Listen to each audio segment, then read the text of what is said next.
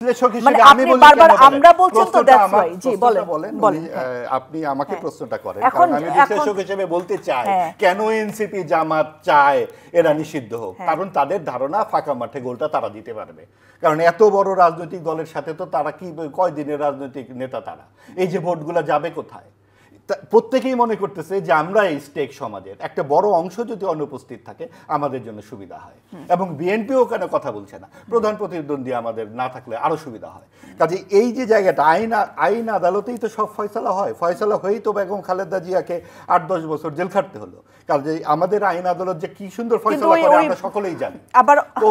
কোন সময়ে রাজনৈতিক ভাবে নেতাদেরকে কি ফয়সালা দেওয়া হয় আমরা আর আস্থা হারাতে চাই না আসলে আমরা খুবই আস্থাশীল এবং আমরা দেখেছি যে আমাদেরকে কি করে আমাদের বড় বড় নেতাদেরকে ভোটের বাইরে রাখা হয়েছে গত 3 টার্মে আওয়ামী লীগ যা করেছে এখন হুবহু আওয়ামী লীগের উপরে তাই করা হচ্ছে এটাই হয়তো উনি যেটা বললেন নিয়তির পরিহাস তো এই নিয়তির পরিহাস থেকে আমরা বেরিয়ে আসতে চাই যে সমাজে অন্তর্ভুক্তমূলক সমাজ যদি আমরা বানাতে চাই সকলকে সেখানে অংশগ্রহণ করে চোর ডাকাত বদমাশ সবাইকে থাকবে যার শাস্তি সে পাবে ফৌজদারি আইনের মধ্যে যা শাস্তি হবে এবং তারপরে তাদেরকে আনতে হবে সেটা মুক্তিযুদ্ধে যারা ছিল তাদেরকেও সেই শাস্তির আওতায় আসতে হবে এসেছে তো তাদের তো না সে খণ্ডিত শাস্তি হয়েছে চূড়ান্ত শাস্তি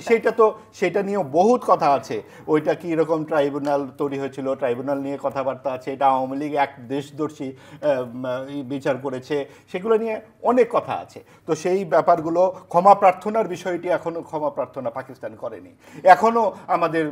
সম্পত্তি নিয়ে বা ভাগবটোয়ারা মানে আওয়ামী লীগের বিচারের প্রশ্ন আসলেই জামাতের বিচারের প্রশ্ন আনতে হবে না তা কেন আপনি যদি এখন আওয়ামী লীগ সম্পর্কে এতগুলো কথা বলেন গণহত্যা করেছে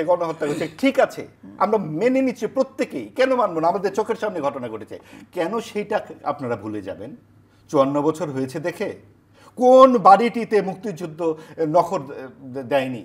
এবং সেইখান থেকেই তো এত কিছু ঘটলো এবং সেই জিনিসগুলো আমরা ভুলে যাব আচ্ছা বারবার একই জায়গায় ঘুরপাক না খেয়ে আমি আপনাকে বলি একটুখানি যে আপনি বলছেন যে বিএনপিও চুপ করে আছে কারণ তারাও তাদের বড় প্রতিদ্বন্দ্বীকে আসতে দিতে চায় না কিন্তু অনেক বিশ্লেষক আপনাদের মতো তারাও মনে করছেন যে বিএনপিকে চাপে রাখতে আসলে জামাত এই যুগপৎ আন্দোলন নামিয়েছে বিএনপিকে চাপে রাখার কাজটা কি বিএনপির সাথে তাদেরকে বিএনপি কি ক্ষমতায় চলে গেছে বিএনপি যেভাবে নির্বাচন চায় তার উল্টাটা যাচ্ছে অবশ্যই তারা সেভাবে চাইবে না কারণ বিএনপির যে ভোট তাদের তো সেই ভোট না তারা যদি আনুপাতিক হারের ভোটটা দাবি আদায় করতে পারে তাহলে তো সংসদে তারা সহজে যেতে পারে আর জনাব রুহুল কবির রিজভী যেমন বলছেন যে পিআর নিয়ে আন্দোলন সুপরিকল্পিত মাস্টার প্ল্যান আপনি কি মনে করেন যে এটা সুপরিকল্পিত মাস্টার প্ল্যান যে রাজনৈতিক দল তার অবস্থান থেকে তো খেলতে চাইবেই এবং জামাত যেটা চাইছে আমি তো এটাকে কোনো নেতিবাচকভাবে দেখতে চাইছি না তারা তো আনুপাতিক হারে চাচ্ছে কারণ তাদের ভোট বিএনপির তুলনায় এখন পর্যন্ত আমরা যেটা জানি রাজ্য নির্বাচনগুলোর অবশ্যই অনেক কম এনসিপির সারওয়ার তোষা বলছেন সংবিধান বদলাতে না দিলে আবারও গণ অভ্যুত্থান করবে হ্যাঁ বেশ ভালো তারা তো তাদের অবস্থান থেকে সেটা বলেছেনই কারণ তারা একটা তাদের যেই দাবি দেওয়া সেটা তারা তাদের মত করে বলেছেন এবং এই বিষয়গুলো যে যা দাঁড়াচ্ছে সবকিছু মিলে যদি মনে হয় যে এই নির্বাচন যদি পিছিয়ে যায় যারা যেই অবস্থানে আছেন তারা অনেকের জন্য তো সুবিধা হয় যারা অনির্বাচিতভাবে আছেন যত কিছু বলেন না কেন একটা শেষ পর্যন্ত সরকারের মদত আছে এখানে সরকারের মদত হয়তো নাই আমি তো জানি না কিন্তু সরকারের দৃঢ়তা আমরা দেখতে পাবো আগামী এই 5 মাস আসে নির্বাচনের ডক্টর ইউনূস বলেছেন আলাদিনের দৈত্য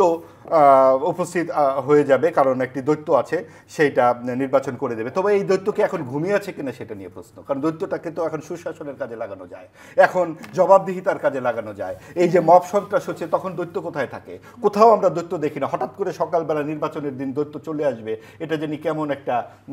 স্বপ্নের কথা মনে হয় দৈত্যকে এখনো একটু কাজে লাগানো যেতে আমরাও সেটাই চাই রেজাল করিম রনি ভাই শেষ প্রশ্ন হয়তো আমরা অনেকক্ষণ কথা বলেছি আসলে